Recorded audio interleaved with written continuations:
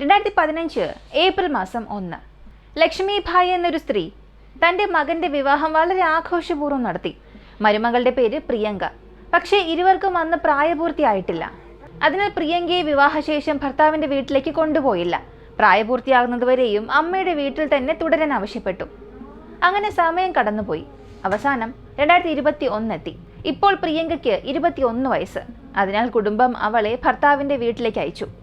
അവിടെ അവൾക്ക് തൻ്റെ ഭർത്താവിനൊപ്പം വെറും 4 വർഷം മാത്രമേ ജീവിക്കാൻ കഴിഞ്ഞുള്ളൂ. എന്തുകൊണ്ടായിരിക്കും? അങ്ങനെ അവർക്കിടയിൽ എന്താണ് സംഭവിച്ചത്? പ്രിയങ്കയുടെ ജീവിതം തകർന്നു പോകാൻ കാരണമായത് എന്ത്? ഇവയുടെ ഉത്തരം അറിയണമെങ്കിൽ ഈ വീഡിയോ അവസാനം വരെയും കാണുക.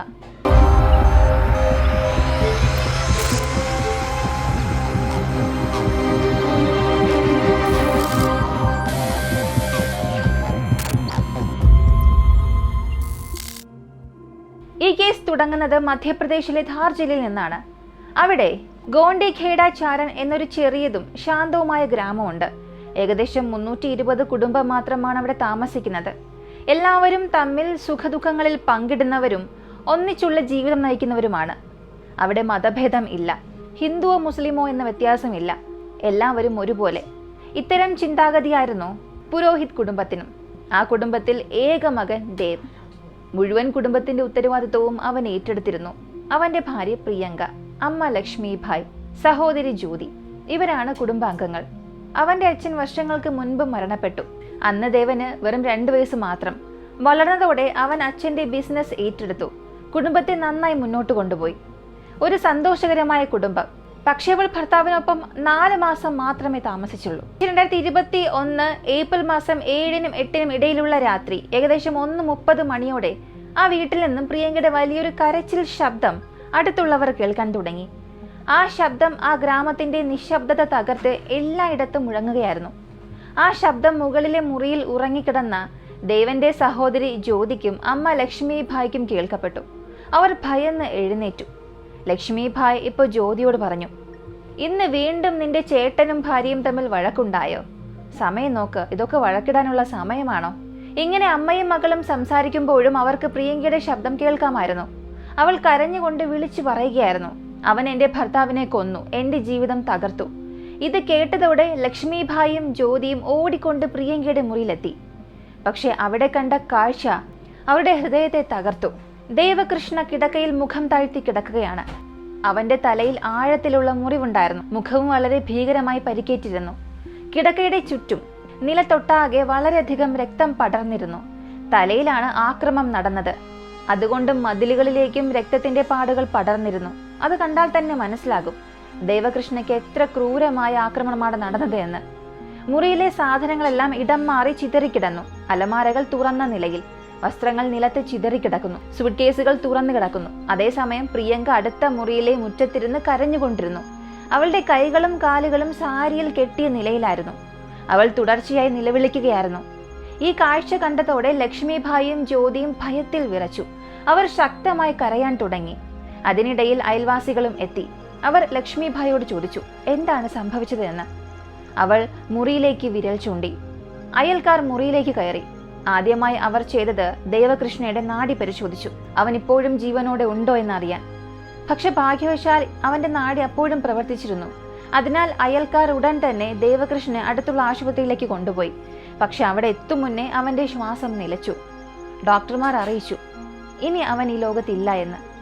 ഇതിനിടെ അയൽക്കാരെല്ലാം ചേർന്ന് പ്രിയങ്കയ്ക്ക് വെള്ളം കൊടുത്തു. അവളുടെ കയ്യിലും കാലിലും കെട്ടിയിരുന്ന സാരി അഴിച്ചു മാറ്റി. അവൾ വീണ്ടും വീണ്ടും ബോധം കെട്ട് വീഴുകയും ദേവകൃഷ്ണ സുഖം പ്രാപിക്കട്ടെ എന്ന് പ്രാർത്ഥിക്കുകയും ചെയ്തു. പക്ഷേ കുറച്ചു നേരത്തിനുള്ളിൽ തന്നെ എല്ലാവർക്കും സത്യം മനസ്സിലായി. ദേവകൃഷ്ണ ഇനി ജീവിച്ചിരിക്കില്ല. ഈ വാർത്ത പ്രിയങ്കയ്ക്കും ജ്യോതിക്കും ലക്ഷ്മിഭായ്ക്കും ഒരു വലിയ ദുരന്തമായി പതിച്ചു. മുഴുവൻ വീടും ദുഃഖത്തിലായിരുന്നു. ഇതൊരു കൊലക്കേസായതിനാൽ ഡോക്ടർ ഉടൻ തന്നെ പോലീസിനെ അറിയിച്ചു. പോലീസ് വൈകാതെ ആശുപത്രിയിലെത്തി. ദേവകൃഷ്ണയുടെ ശരീരം പരിശോധിച്ച ശേഷം പോസ്റ്റ്മോർട്ടം ചെയ്യാനുള്ള ഉത്തരവിട്ടു. അതിനുശേഷം അവർ നേരെ ദേവകൃഷ്ണയുടെ വീട്ടിലേക്ക് പോയി. അവിടെ സ്ഥിതി വളരെ ദയനീയമായിരുന്നു. ഒരു വശത്ത് പ്രിയങ്കയുടെ ആരോഗ്യനില വളരെ മോശമായിരുന്നു. മറ്റൊരു വശത്ത് ലക്ഷ്മിഭായും ജ്യോതിയും കരഞ്ഞ് തളർന്നിരിക്കുകയാണ്. ഇപ്പോൾ പോലീസ് തീരുമാനിച്ചു ആദ്യം പ്രിയങ്കയെ ചോദ്യം ചെയ്യണം. കാരണം അവൾ തന്നെയാണ് സംഭവം നേരിട്ട് കണ്ട ഏക സാക്ഷി. പോലീസ് അവളോട് ശാന്തമായി ചോദിച്ചു, ആ രാത്രി എന്താണ് സംഭവിച്ചത്? ഇപ്പോൾ പ്രിയങ്ക പറഞ്ഞു, രാത്രി ഏകദേശം 1:30 ഒരു 3-4 ആയുധധാരികളായ കള്ളന്മാർ പെട്ടെന്ന് വീട്ടിലേക്ക് കയറി. അവർ ആദ്യം എൻ്റെ വായിൽ തുണി കെട്ടി, പിന്നീട് വലിച്ചിഴച്ച് മറ്റൊരു മുറിയിലേക്ക് കൊണ്ടുപോയി. അവിടെ അലമാരയിൽ വിലപ്പെട്ട സാധനങ്ങൾ ഉണ്ടായിരുന്നു. പിന്നീട് അവരെന്നോട് മോശമായി പെരുമാറി, എൻ്റെ വസ്ത്രങ്ങൾ കീറാൻ തുടങ്ങി. അവർ പ്രിയങ്കയുടെ കൈയും കാലും സാരിയുടെ തുമ്പുപയോഗിച്ച് പിന്നിലേക്ക് കെട്ടി. പണം എവിടെയാണെന്ന് അവളോട് ആവശ്യപ്പെട്ടു. പക്ഷെ അവൾ നിരസിച്ചതോടെ അവർ കത്തി അവളുടെ കഴുത്തിൽ വെച്ച് ഭീഷണിപ്പെടുത്തി. ശാന്തമായി പറഞ്ഞില്ലെങ്കിൽ നിന്നെ കൊല്ലും. ഈ സമയം ദേവകൃഷ്ണൻ അവളെ രക്ഷിക്കാനൊക്കെ ശ്രമിച്ചു. പക്ഷെ കള്ളന്മാർ ദേഷ്യത്തിൽ അവൻ്റെ തലയിൽ ആക്രമിച്ചു. അതിനുശേഷം അവർ 50,000 രൂപയും 3.5 ലക്ഷം രൂപ വില വരുന്ന ആഭരണങ്ങളും കൊള്ളയടിച്ച് രക്ഷപ്പെട്ടു. ഇത്രയും പറഞ്ഞതോടെ പ്രിയങ്ക വീണ്ടും ഉച്ചത്തിൽ കരയാൻ തുടങ്ങി. പോലീസും കുടുംബാംഗങ്ങളും അവളെ ആശ്വസിപ്പിച്ചു. ഇപ്പോൾ പോലീസിൻ്റെ ലക്ഷ്യം അത് ആ കള്ളന്മാരെ കണ്ടെത്തുക. എങ്കിൽ അവിടെയും ഒരു ചോദ്യം ബാക്കിയാണ്. അവർ വെറും കള്ളന്മാരാണോ, അല്ലെങ്കിൽ ദേവകൃഷ്ണയുമായി പഴയ വൈരാഗ്യം അവർക്കുണ്ടോ? ഇത് കണ്ടെത്താൻ പോലീസ് ആദ്യം ദേവകൃഷ്ണയുടെ പശ്ചാത്തലം പരിശോധിച്ചു. അവർ കണ്ടെത്തിയത് ദേവകൃഷ്ണ വളരെ സാധാരണൻ, സൗമ്യനുമായ ഒരു മനുഷ്യൻ. അവൻ തൻ്റെ കാര്യത്തിൽ മാത്രം ശ്രദ്ധിക്കുന്നവൻ. ഗ്രാമത്തിൽ ഒരിക്കലും ആരുമായും ഒരു തർക്കം ഉണ്ടായിട്ടില്ല. മറിച്ച് എല്ലാവരും അവനെ പ്രശംസിച്ചിരുന്നു. കാരണം ചെറുപ്പം മുതലേ അവൻ ഒരുപാട് ബുദ്ധിമുട്ടുകൾ നേരിട്ടിരുന്നു. ദേവകൃഷ്ണയ്ക്ക് വെറും 2 വയസ്സ് മാത്രമുള്ളപ്പോൾ അവൻ്റെ അച്ഛൻ മരിച്ചു. അച്ഛൻ ഒരു മസാല വ്യാപാരിയായിരുന്നു. സത്യസന്ധതയും കഠിനാധ്വാനവും കൊണ്ട് ജീവിച്ചു. ആ മൂല്യങ്ങളെല്ലാം മകനും നൽകണമെന്നായിരുന്നു അദ്ദേഹത്തിൻ്റെ ആഗ്രഹം. പക്ഷേ 1999 അദ്ദേഹം അപ്രതീക്ഷിതമായി മരണപ്പെട്ടു. അതിനുശേഷം കുടുംബത്തിൻ്റെ മുഴുവൻ ഭാരവും ലക്ഷ്മിഭായിയുടെ ചുമലിലായി. ഒരു സ്ത്രീയായി 2 കുട്ടികളെയും വളർത്തുകയും ബിസിനസ് കൈകാര്യം ചെയ്യുകയും ചെയ്യുന്നത് അത്ര എളുപ്പമല്ല. പക്ഷെ ലക്ഷ്മിഭായ് പിന്മാറിയില്ല. അവൾ കുട്ടികളെ നന്നായി വളർത്തി. ഭർത്താവിൻ്റെ ബിസിനസ് മുന്നോട്ട് കൊണ്ടുപോയി. കാലങ്ങൾ ഇങ്ങനെ കടന്നുപോയി. ദേവകൃഷ്ണയും വളർന്നു. അവൻ അമ്മയുടെ കഷ്ടപ്പാട് കണ്ട് വളർന്നവനാണ്. ഇപ്പോൾ അവൻ ആഗ്രഹിച്ചു ഇനി അമ്മ വിശ്രമിക്കണമെന്ന്. അതുകൊണ്ട് പഠനത്തോടൊപ്പം ചെറുപ്പത്തിൽ തന്നെ ബിസിനസിൻ്റെ എല്ലാ നൂലാമാലകളും പഠിച്ചു. അവൻ തൻ്റെ ബിസിനസ് സ്വന്തം ഗ്രാമമായ ഗോണ്ടിഖേഡ ചാടൻ വരെ മാത്രം പരിമിതപ്പെടുത്തിയില്ല. ധാർ ജില്ലയിലെ മറ്റ് പ്രദേശങ്ങളിലേക്കും മസാല സപ്ലൈ ആരംഭിച്ചു. സ്വന്തം പരിശ്രമത്തിലൂടെ ആ മേഖലയിൽ അവനൊരു പേര് നേടി.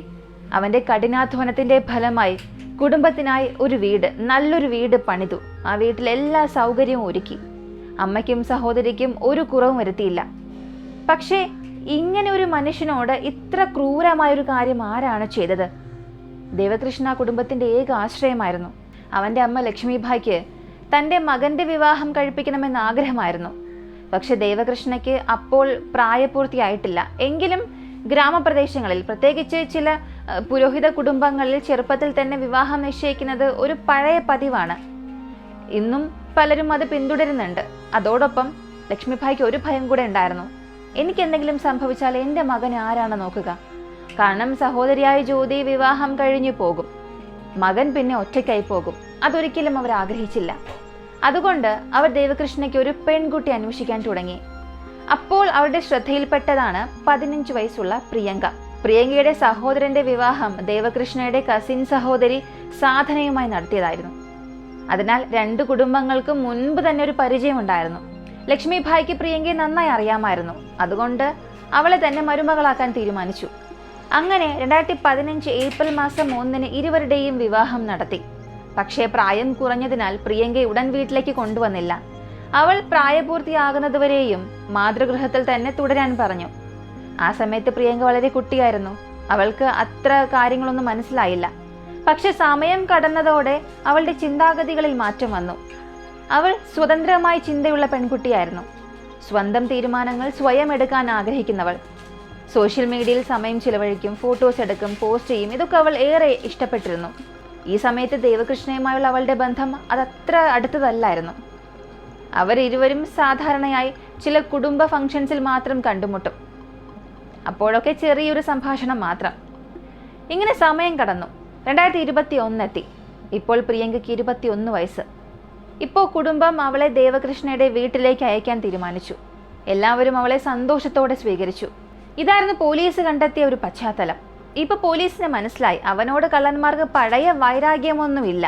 അപ്പോൾ ഇതൊരു സാധാരണ മോഷണത്തിൽ നടന്ന കൊലപാതകമാണോ, അല്ലെങ്കിൽ ഇതിന് പുറകിൽ മറ്റെന്തെങ്കിലും രഹസ്യമുണ്ടോ? കാരണം ദേവകൃഷ്ണയ്ക്ക് ആരെങ്കിലുമായും വൈരാഗ്യം ഉണ്ടായിരുന്നെങ്കിൽ അത് അന്വേഷണത്തിൽ പുറത്തു വരുമായിരുന്നല്ലോ. പക്ഷെ ഇപ്പോൾ ഒരു പ്രധാന ചോദ്യം, ഇത് ശരിക്കും മോഷണത്തിൽ സംഭവിച്ച കൊലപാതകമാണോ? ഇത് മനസ്സിലാക്കാൻ പോലീസ് വീണ്ടും പ്രിയങ്കയെ ചോദ്യം ചെയ്തു. എല്ലാം വിശദമായി പറയാൻ ആവശ്യപ്പെട്ടു. കള്ളന്മാർ എവിടെ നിന്നാണ് വന്നത്, എങ്ങനെയാണ് നിന്നെ കെട്ടിയിട്ടത്? ഇത് കേട്ടപ്പോൾ പ്രിയങ്ക അല്പം പേടിച്ചു. അവളുടെ മൊഴി മാറാൻ തുടങ്ങി. മുൻപ് പറഞ്ഞ കാര്യങ്ങൾ ഇപ്പോൾ പറഞ്ഞതുമായി പൊരുത്തപ്പെടുന്നില്ല. അപ്പോൾ ഒരു വനിതാ കോൺസ്റ്റബിൾ മറ്റൊരു വനിതാ ഓഫീസറുടെ ചെവിയിൽ പറഞ്ഞു, മാഡം, ഇവർക്കിടയിൽ ശാരീരിക ബന്ധം ഉണ്ടായിരുന്നുവെന്ന് തോന്നുന്നു. ഓഫീസർ അത് കേട്ട് മിണ്ടാതിരുന്നു. കാരണം അത് ഭർത്താവും ഭാര്യയും തമ്മിലുള്ളൊരു സ്വകാര്യ വിഷയമല്ലേ. പക്ഷെ അവർ അറിഞ്ഞിരുന്നില്ല ഈ വിവരം പിന്നീടൊരു പ്രധാന തെളിവായി മാറുമെന്ന്. ഇതിനിടെ പ്രിയങ്ക തുടർച്ചയായി മൊഴി മാറ്റുന്നത് കണ്ടപ്പോൾ പോലീസിന് സംശയമായി തുടങ്ങി. അതിനാൽ അവർ 3-ാം തവണയും അവളുടെ മൊഴിയെടുത്തു. പക്ഷെ അതും മുൻപത്തെ രണ്ടിനോടും ഒട്ടും പൊരുത്തപ്പെട്ടില്ല. ഇപ്പോൾ സംശയം കൂടുതൽ ശക്തമായി. എല്ലാ സംശയവും പ്രിയങ്കയിലേക്കാണ് വിരൽ ചൂണ്ടിയത്. അപ്പോൾ വനിതാ ഓഫീസർ ശാന്തമായി ചോദിച്ചു, ഈ സംഭവത്തിന് മുൻപ് നീ ഭർത്താവിനൊപ്പം ബന്ധത്തിലേർപ്പെട്ടിരുന്നോ എന്ന്. ഇത് കേട്ടപ്പോൾ പ്രിയങ്ക അമ്പരന്നു. ഓഫീസർ പറഞ്ഞു, മുറിയിൽ നിന്നും ലഭിച്ച തെളിവുകൾ അത് സ്ഥിരീകരിക്കുന്നുണ്ട്. പക്ഷെ പ്രിയങ്ക ഒന്നും മറുപടി പറഞ്ഞില്ല. ഇതിനിടയിൽ പോസ്റ്റ്മോർട്ടം റിപ്പോർട്ട് എത്തി. അതിൽ വ്യക്തമായി എഴുതിയിരുന്നു, ദേവകൃഷ്ണന്റെ തലയിൽ മൂർച്ചയുള്ള ആയുധം ഉപയോഗിച്ച് ആക്രമണം നടത്തി. ആ ആക്രമണം അത്രയും ക്രൂരവും ശക്തവുമായിരുന്നു. അവന് പ്രതികരിക്കാൻ പോലും അവസരം ലഭിച്ചിരുന്നില്ല. അതുകൊണ്ട് ഗുരുതരമായി പരിക്കേറ്റവൻ മരിച്ചു. കൂടാതെ അവന്റെ ശരീരത്തിൽ വലിയ പോരാട്ടത്തിന്റെ അടയാളങ്ങളൊന്നുമില്ലായിരുന്നു. അത് വ്യക്തമാക്കുന്നത് അവൻ ഉറങ്ങിക്കൊണ്ടിരിക്കുമ്പോഴാണ് ആക്രമണം നടത്തിയത്. മറ്റൊരു പ്രധാന കാര്യം ഡോക്ടർ പറഞ്ഞത്, പ്രിയങ്ക നിലവിളിക്കുന്നതിന് ഏകദേശം 15 മിനിറ്റുകൾക്ക് മുൻപ് തന്നെ ദേവകൃഷ്ണ മരിച്ചിരുന്നു. പക്ഷെ പ്രിയങ്കയുടെ മൊഴി എന്തായിരുന്നു? അവനെ അടിച്ച ഉടൻ തന്നെ അവൾ നിലവിളിച്ചുവെന്ന്. ഇത് റിപ്പോർട്ടുമായി പൊരുത്തപ്പെട്ടില്ല. ഇതുകൂടാതെ ആക്രമണത്തിന്റെ രീതിയും സംശയാസ്പദമായിരുന്നു. അതൊരു സാധാരണ കള്ളന്റെ പ്രവൃത്തി പോലെ തോന്നിയില്ല. ഒരു പരിശീലനം നേടിയ വ്യക്തി ചെയ്യുന്നത് പോലെയായിരുന്നു. ഒരു പ്രഹരത്തിൽ തന്നെ എങ്ങനെ കൊല്ലണമെന്നറിയുന്ന ഒരാൾ. ഇതെല്ലാം കണ്ടപ്പോൾ പോലീസിന് ഉറപ്പായി ഇതൊരു ആസൂത്രിത കൊലപാതകമാണ്. അതിൽ പ്രിയങ്ക ഉൾപ്പെട്ടിട്ടുണ്ട്. പക്ഷെ അപ്പോഴും പോലീസിന് ഉറച്ച തെളിവുകളൊന്നുമില്ല. അതിനാൽ അവർ വീട്ടിൽ വീണ്ടും പരിശോധന നടത്തി. പ്രിയങ്കയുടെ മുറിയും അലമാരയും വിശദമായി പരിശോധിച്ചു. അപ്പോൾ വസ്ത്രങ്ങൾക്കിടയിൽ ഒളിപ്പിച്ചിരുന്ന പണവും ആഭരണങ്ങളും കണ്ടെത്തി. പ്രിയങ്ക മൊഴിയിൽ പറഞ്ഞത് കള്ളന്മാർ പണവും ആഭരണങ്ങളും മോഷ്ടിച്ചുവെന്നാണ്. പക്ഷെ അവയെല്ലാം അവളുടെ തന്നെ അലമാരയിൽ നിന്നും കണ്ടെത്തി. ഇതിലൂടെ വീണ്ടും വ്യക്തമായി അവിടെ മറ്റെന്തോ കള്ളക്കളി നടന്നിട്ടുണ്ട്. അതുപോലെ വീടിന്റെ പ്രധാന വാതിലും നല്ല രീതിയിലായിരുന്നു. താക്കോൽ തകർന്നിട്ടില്ല. വാതിലിന് യാതൊരു ബലപ്രയോഗവും ഇല്ല. അപ്പോൾ ആ രാത്രി വീട്ടിലെത്തിയവർ അകത്തു നിന്നുള്ള ആരുടെയോ സഹായത്തോടെയാണ് അകത്തേക്ക് കയറിയത്. ഇതുകൂടാതെ പ്രിയങ്ക പറഞ്ഞത് എന്റെ ഫോൺ കള്ളന്മാർ എടുത്തുവെന്ന്. പക്ഷെ പോലീസ് കണ്ടെത്തിയത് ആ ഫോൺ വീടിന്റെ പുറകുവശത്ത് മാലിന്യത്തിനും കല്ലുകൾക്കും ഒളിപ്പിച്ച നിലയിലായിരുന്നു. ഫോൺ കോളുകളുടെ വിശദാംശങ്ങൾ പരിശോധിച്ചപ്പോൾ ഒരു പേര് വീണ്ടും വീണ്ടും മുന്നോട്ട് വന്നു, കമലേഷ്. പ്രിയങ്ക ദിനം പ്രതി അവനുമായി സംസാരിക്കുന്നതായി മെസ്സേജുകളും കോളുകളും ഉണ്ടായിരുന്നു. പോലീസ് അന്വേഷിച്ചപ്പോൾ ഈ കമലേഷ് മധ്യപ്രദേശിലെ ധാർ ജില്ലയിലെ രാജ്ഗഡ് സ്വദേശിയാണ്. വയസ്സ് ഏകദേശം 32-35 വയസ്സിനിടയിൽ. അവൻ ഒരു ഹോട്ടൽ നടത്തുന്നു. ഇതിനകം വിവാഹിതനാണ്. 2 കുട്ടികളുമുണ്ട്. പക്ഷെ അവനും പ്രിയങ്കയും തമ്മിലുള്ള ബന്ധം എന്താണ്? ദേവകൃഷ്ണനെ കൊല്ലാൻ കാരണമെന്ത്? ഇതിനുത്തരം അറിയാൻ പോലീസ് കമലേഷിനെ പിടികൂടി. അവനെ സ്റ്റേഷനിലെത്തിച്ചു. പ്രിയങ്കയുടെ മുന്നിൽ ഇരുത്തി. ഇപ്പോൾ ഇരുവർക്കും മനസ്സിലായി ഇനി കള്ളം പറയാൻ കഴിയില്ല എന്ന്. അതിനാൽ പ്രിയങ്ക തന്റെ കുറ്റം സമ്മതിച്ചു. അതെ, ഞാനും കമലേഷും ചേർന്ന് എന്റെ ഭർത്താവായ ദേവകൃഷ്ണനെ കൊന്നു. കാരണം അവൾക്ക് അവനോടൊപ്പം ജീവിക്കാൻ ഇഷ്ടമല്ലായിരുന്നു. വാസ്തവത്തിൽ 2015 വിവാഹം നടന്നപ്പോൾ ഇരുവരും ചെറുപ്പമായിരുന്നു. ദേവകൃഷ്ണയ്ക്ക് ഈ ബന്ധത്തിൽ പ്രശ്നമില്ലായിരുന്നു. പക്ഷെ പ്രിയങ്ക വളർന്നപ്പോൾ അവൾക്ക് തോന്നി ഇതിനേക്കാൾ നല്ലൊരു പാർട്ട്ണറെ തനിക്ക് ലഭിക്കുമെന്ന്. അവൾക്ക് ഒരു സ്മാർട്ട് ഹാൻസം ഭർത്താവിനെയാണ് വേണ്ടത്. അതുകൊണ്ട് തന്നെ അവൾ ദേവകൃഷ്ണയുമായി അധികം സംസാരിച്ചില്ല. ഇതിനിടെ ഒരു കുടുംബ ചടങ്ങിനിടെ അവൾ കമലേഷിനെ കണ്ടുമുട്ടി. അവിടെ നിന്നാണ് ഈ അപകടകരമായ കഥയുടെ യഥാർത്ഥ തുടക്കം. പ്രിയങ്കയേക്കാൾ പ്രായം കൂടുതലാണെങ്കിലും അവർക്കിടയിൽ ഒരു സംസാരം തുടങ്ങി. ആ സംസാരം പതിയെ പ്രണയമായി മാറി. ഇപ്പോൾ പ്രിയങ്കയ്ക്ക് കമലേഷിനൊപ്പം മുഴുവൻ ജീവിതവും ചിലവഴിക്കാനാണ് ആഗ്രഹം. പക്ഷേ 2021 അവളുടെ കുടുംബം അവളെ ഭർത്താവിന്റെ വീട്ടിലേക്ക് അയച്ചു. പ്രിയങ്ക എതിർത്തെങ്കിലും ആരും അവളുടെ വാക്ക് കേട്ടില്ല. കാരണം ആ കുടുംബത്തിന് ഭയമായിരുന്നു ഈ വിവാഹം തകരുകയാണെങ്കിൽ അത് സഹോദരന്റെ ജീവിതത്തെ ബാധിക്കും. അതിനാൽ അവളെ നിർബന്ധിച്ച് ഭർത്താവിന്റെ വീട്ടിലേക്ക് അയച്ചു. അവിടെ ദേവകൃഷ്ണ അവളെ വളരെ സ്നേഹത്തോടെ നോക്കി. പക്ഷെ പ്രിയങ്ക അവനെ ചെറുതായി കാണുകയും ചെറിയ കാര്യങ്ങൾക്ക് പോലും പരിഹസിക്കുകയും ചെയ്തു. അവന്റെ നിറത്തെ വരെ പരിഹസിച്ചു. നീ കറുത്തവനാണ്, എനിക്കൊരിക്കലും യോഗ്യനല്ല എന്നൊക്കെ. അവൾ വീണ്ടും വീണ്ടും പറയാൻ തുടങ്ങി, എനിക്കിതിലും നല്ല പങ്കാളിയെ വേണമെന്ന്. അവന്റെ വസ്ത്രധാരണ രീതിയിൽ പോലും അവൾ പല വിമർശനങ്ങൾ നടത്തി. പക്ഷെ ദേവകൃഷ്ണ എല്ലാം സഹിച്ചു. കാരണം അവൻ അവളെ സ്നേഹിച്ചിരുന്നു. പക്ഷെ പ്രിയങ്കയുടെ മനസ്സിൽ ദേവകൃഷ്ണയ്ക്ക് ഒരു സ്നേഹം ഉണ്ടായിരുന്നില്ല. അവൾ ഒളിച്ചും പാത്തും കമലേഷുമായി സംസാരിക്കുകയായിരുന്നു. ഒരു ദിവസം കുടുംബാംഗങ്ങൾ ഇരുവരെയും പിടികൂടി. ഇക്കാര്യം ദേവകൃഷ്ണനെ അറിയിച്ചപ്പോൾ അവന്റെ മനസ്സ് തകർന്നുപോയി. എങ്കിലും അവൻ പ്രിയങ്കയോട് പറഞ്ഞു, കമലേഷിനെ നീ മറക്കെന്ന്. പക്ഷേ പ്രിയങ്കയ്ക്ക് കമലേഷിനോടുള്ള പ്രണയം ഒരു മോഹമായി മാറിയിരുന്നു. അവൾക്ക് തോന്നി ദേവകൃഷ്ണ തൻ്റെ വഴിയിൽ ഒരു തടസ്സമാണെന്ന്. അതിനാൽ അവൾ കമലേഷിനൊപ്പം ഒരു ഭീകരമായ പദ്ധതി തയ്യാറാക്കി. 1,00,000 കൊടുത്ത് സുരേന്ദ്ര ഭാട്ടി എന്ന ഒരു ഷൂട്ടറെ വാടകയ്ക്കെടുത്തു. ഏപ്രിൽ മാസം 7-നും 8-നും ഇടയിലെ രാത്രി പ്രിയങ്ക വീടിന്റെ പ്രധാന വാതിൽ തുറന്നിട്ടു. കമലേഷും സുരേന്ദ്രയും വളരെ സൗകര്യമായി കതക് തുറക്കാൻ. അങ്ങനെ തന്നെ സംഭവിച്ചു. രാത്രി 1:30 അവർ പ്രിയങ്കയുടെ വീട്ടിലേക്കെത്തി. രാത്രി 1:30 ഇവർ ദേവകൃഷ്ണയുടെ വീട്ടിലെത്തി. സുരേന്ദ്ര ഉറങ്ങിക്കിടന്നിരുന്ന ദേവകൃഷ്ണയുടെ തലയിൽ ഒരേ ഒരു പ്രഹരം കൊടുത്തു. അതത്രയും ശക്തമായിരുന്നു. ഒട്ടും പ്രതികരിക്കാൻ പോലും കഴിഞ്ഞില്ല. അതിനുശേഷം പ്രിയങ്കയും കമലേഷും അതേ മുറിയിൽ സമയം ചിലവഴിച്ചു. പിന്നീട് പ്രിയങ്ക തൻ്റെ വീട്ടിലെ സാധനങ്ങളെല്ലാം ചിതറിച്ചു. എന്നിട്ട് കമലേഷിനോട് പറഞ്ഞു, എൻ്റെ കൈകാലുകൾ കെട്ടിയിടാൻ. അവൻ അങ്ങനെ തന്നെ ചെയ്തു.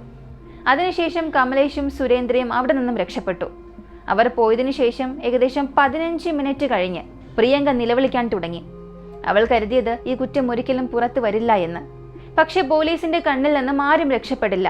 ഇപ്പോൾ കമലേഷും പ്രിയങ്കയും പോലീസിന്റെ കസ്റ്റഡിയിലാണ്. ഈ കേസ് നമ്മെ പഠിപ്പിക്കുന്നത്, ഒരു കുറ്റവാളി എത്ര വലിയ നാടകമൊക്കെ നടത്തിയാലും തെളിവുകൾ മറച്ചുവെച്ചാലും സത്യം ഒടുവിൽ പുറത്തു വരും. കുറ്റത്തിന്റെ അവസാനം എപ്പോഴും മോശം തന്നെയായിരിക്കും. തെറ്റായ ആഗ്രഹങ്ങളും സ്വാർത്ഥമായ തീരുമാനങ്ങളും ഒടുവിൽ ജീവിതം തന്നെ നശിപ്പിക്കും. ഒരു പ്രശ്നത്തിന് പരിഹാരം കണ്ടെത്താൻ കുറ്റകൃത്യം ഒരിക്കലും ഒരു വഴിയല്ല. സത്യത്തെ എത്ര മറച്ചു വെച്ചാലും അതൊരിക്കൽ പുറത്തു വരിക തന്നെ ചെയ്യും. ഈ വിശ്വാസം തകർക്കുക എന്നത് അതൊരു കുടുംബത്തെ മുഴുവനും തകർക്കാൻ കഴിയുന്ന ഒരു കാര്യമാണ്. സ്നേഹം എന്ന പേരിൽ എടുത്ത തെറ്റായ തീരുമാനങ്ങൾ പലരുടെയും ജീവിതം നശിപ്പിക്കും. ഒറ്റവരിയിൽ പറഞ്ഞാൽ തെറ്റായ വഴിയിൽ നേടിയ സന്തോഷം അവസാനം വേദനയും നാശവും മാത്രമേ നൽകുകയുള്ളൂ. ഈ ഒരു സംഭവത്തെക്കുറിച്ചുള്ള നിങ്ങളുടെ അഭിപ്രായങ്ങളും നിർദ്ദേശങ്ങളും കമന്റിൽ പറയുക. ഇങ്ങനെയുള്ള വളരെ വ്യത്യസ്തമായ കേസിനെ കുറിച്ച് അറിയാൻ താല്പര്യമുള്ളവരാണ് നിങ്ങളെങ്കിൽ ഇപ്പോൾ തന്നെ നമ്മുടെ ചാനൽ സബ്സ്ക്രൈബ് ചെയ്യാം. മറ്റൊരു വീഡിയോയുമായി വീണ്ടും കാണാം.